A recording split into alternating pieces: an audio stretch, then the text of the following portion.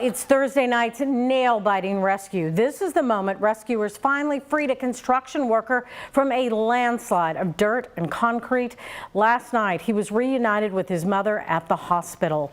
It was a tedious, grueling rescue. Crews digging 10 feet into the ground by hand for most of the night. Nearly 9 hours throughout the day yesterday, and everybody watched it live play out. Ian Hardwitt revisits the scene today with city leaders sharing the incredible effort that kept that trapped worker alive even as he was completely buried.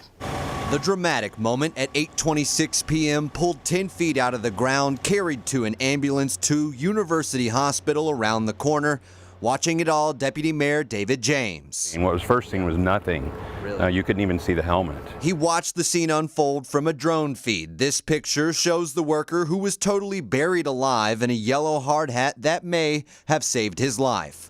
The precarious rescue effort, more than lifting a man out of a hole, kept a landslide at bay with heavy shoring and careful digging. They were scooping up with their hands literally and put it in the bucket because they didn't know the extent of his injuries. They didn't want to make those injuries any worse, didn't want to cause him any more pain than he was already in. We've now learned that a paramedic in the hole kept the trapped worker alive, according to Louisville's emergency management director. He was in there about 7.5 hours, if I'm not mistaken, and he was pushing drugs. And, you know, that was probably one big thing crediting saving his life because of the potential for crush syndrome.